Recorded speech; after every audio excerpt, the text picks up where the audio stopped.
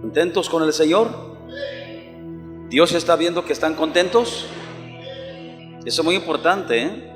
Que Dios siempre los vea gozosos, porque el gozo que viene de Dios es nuestra fuerza. Cuando no tenemos el gozo de Dios, somos débiles. El que está preocupado, el que está triste, el que está angustiado, es débil, está en debilidad. El que está enojado, el que tiene coraje, es débil. La única fortaleza está en el gozo de nuestro Dios. Así pues, fortalezcanse en el gozo de Dios y asegúrense que Dios ve ese gozo siempre en cada uno de ustedes. Padre Celestial, te damos gracias en esta hora, porque tú eres bueno y muy misericordioso y no nos has desamparado. Hasta aquí has estado con nosotros, Señor, y rogamos que siempre permanezcas con nosotros, Padre. Y ahora, Padre, te rogamos que nos alimentes con ese pan vivo del cielo, tu palabra, que nos hables, que tu Espíritu Santo ponga tu palabra en nuestros corazones como buena semilla y nos des gracia para dar fruto al 100%.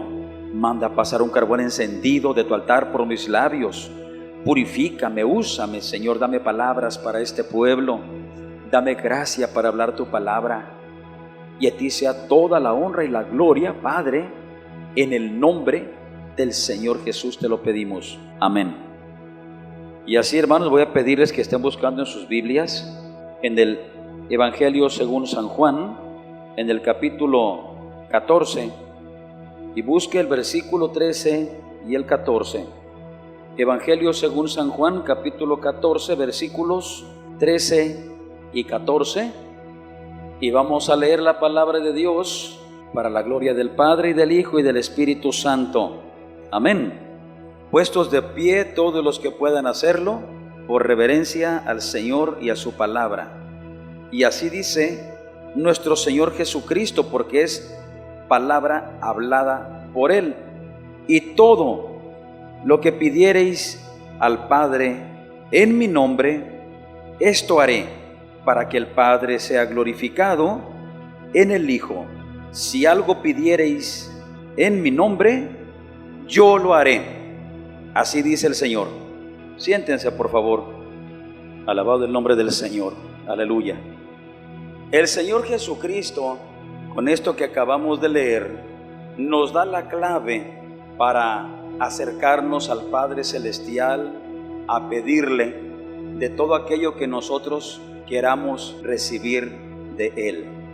Mire qué claramente nos dice Jesús. Dice, y todo lo que le pidan al Padre en mi nombre, yo lo haré. Y luego dice, ¿por qué lo va a hacer Él? Dice, para que el Padre sea glorificado por mí, o sea, por el Hijo. Que el Padre sea glorificado en el Hijo.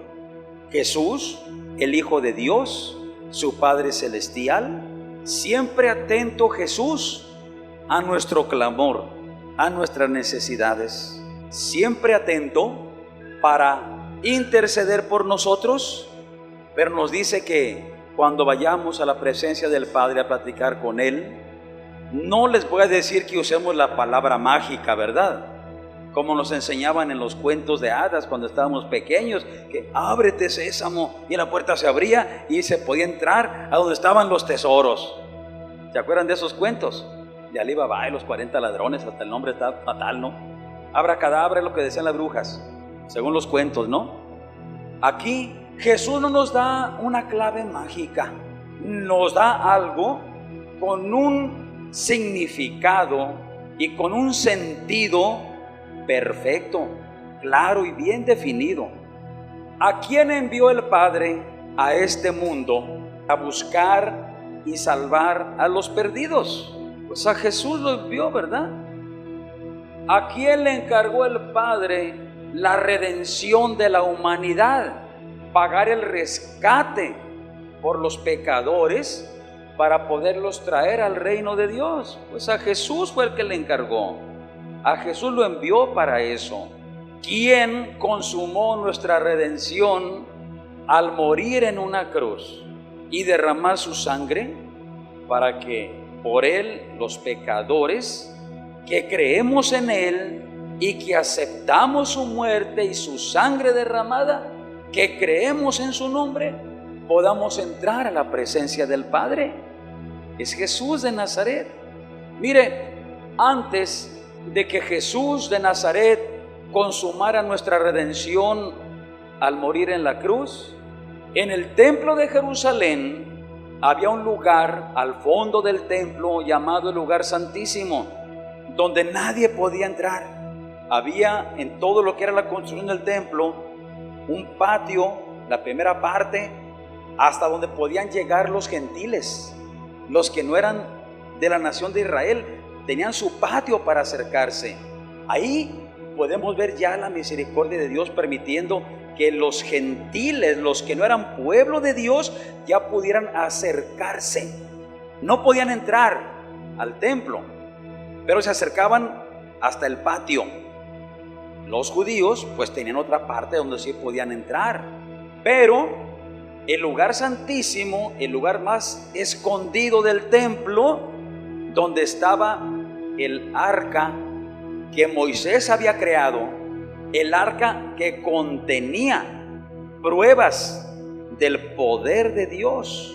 ¿Sí saben que esa arca que fue construida conforme el diseño que Dios le dio a Moisés, recubierta de oro, etcétera, etcétera, dentro contenía un plato con maná, de ese maná que por 40 años estuvo cayendo del cielo todos los días excepto los sábados para alimentar a Israel durante 40 años, y cada mañana fue eso, excepto los sábados, porque el viernes podían recoger para viernes y para sábado. Pues un plato de ese testimonio de cómo Dios alimentó a la nación por 40 años estaba dentro del arca del pacto.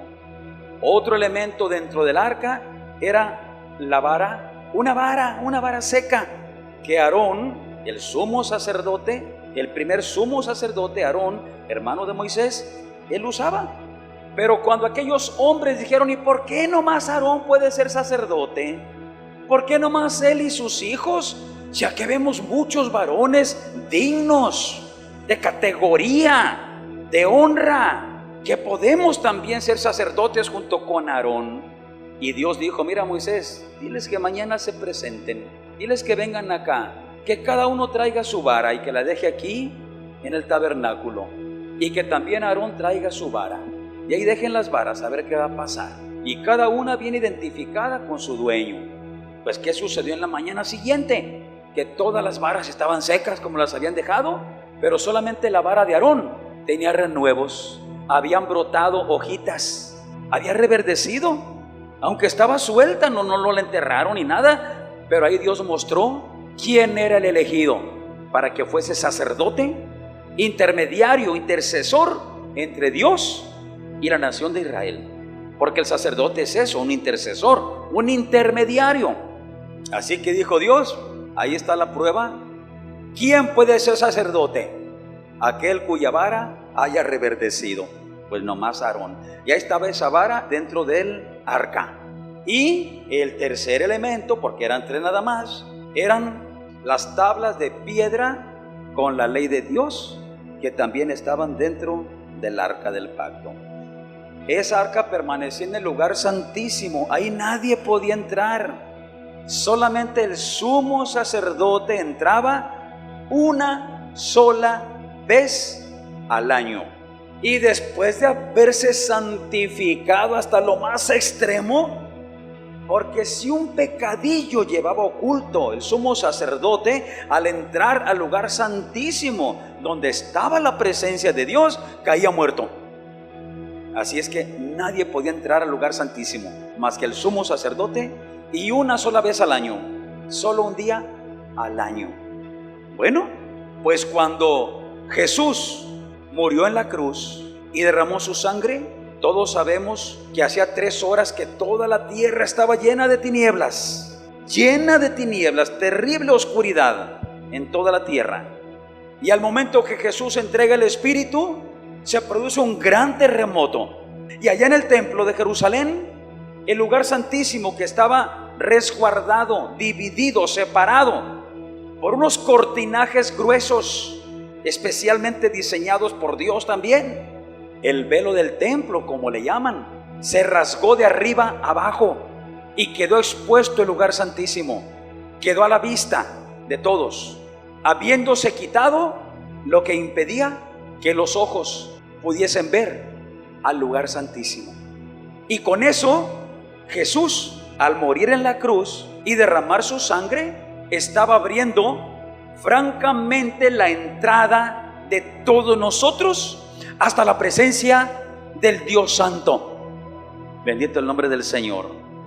Así es que tendrá razón Jesús en decirnos, siempre que oren, siempre que se acerquen al Padre, siempre que le pidan algo, pídanselo en mi nombre. Díganle: Padre, mira, aquí estoy, Jesús Naranjo, tú me conoces desde antes de que naciera, tú me formaste en el vientre de mi madre, así que no te hagas que no me conoces, Padre, pues vengo a pedirte Ok, Jesús Naranjo, yo te conozco, ¿y qué más? Dime algo más.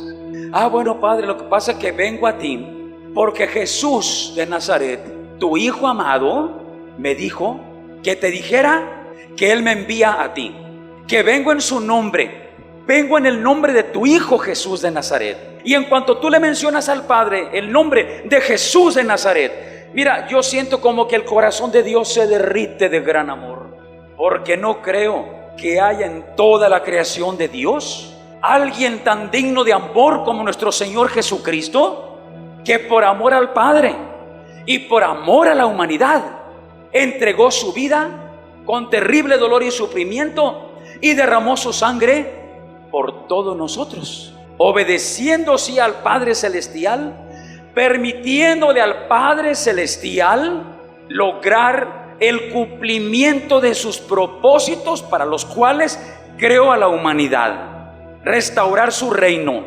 hacernos volver al estado paradisíaco, al Edén, al reino de Dios. Jesús lo hizo, nadie más pudo haberlo hecho.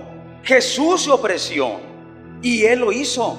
Entonces, ¿cómo no se va a enternecer el corazón del Padre cuando tú le dices: vengo en el nombre del Señor Jesús, mi Señor, mi Salvador, tu Hijo amado, el que enviaste por mí? Y aquí estoy, lo enviaste por mí y aquí estoy, Padre. Y ahora vengo a ti, Padre, vengo a ti. Ya no hay barreras que nos estorben para acercarnos a la presencia del Padre. No hay barreras. El Señor Jesucristo, al morir en la cruz y derramar su sangre, hizo que el velo del templo se rasgara de arriba abajo y quedara abierta la entrada hasta el trono de nuestro Padre Celestial. Por lo cual dice claramente ahí en Hebreos 4:16: acerquémonos pues confiadamente hasta el trono de la gracia para alcanzar misericordia y hallar gracia para el oportuno socorro. Confiadamente, dice, sin dudar, sin incredulidad, sin el temor de que a lo mejor Dios, que me conoce, no me escucha, tal vez a mí no me quiere atender. Dice: acércate confiadamente. En los tiempos de la ley en Israel, para acercarse a Dios, para que los perdonara, tenían que hacerlo a través de los sacerdotes que degollaban los animalitos que les llevaban, y con la sangre de los animalitos se pagaba el rescate de esas personas pecadoras. Los animalitos morían en lugar de los pecadores, pero Jesús, de una sola vez y para siempre, murió y derramó su sangre por todos nosotros. Alabado el nombre del Señor, bendito el nombre de Cristo. Así pues, si hemos creído en el nombre del Señor Jesús, que es un nombre sobre todo nombre, como dice el Espíritu Santo hablando a través de Pablo allá a los filipenses, dice: es un nombre sobre todo nombre.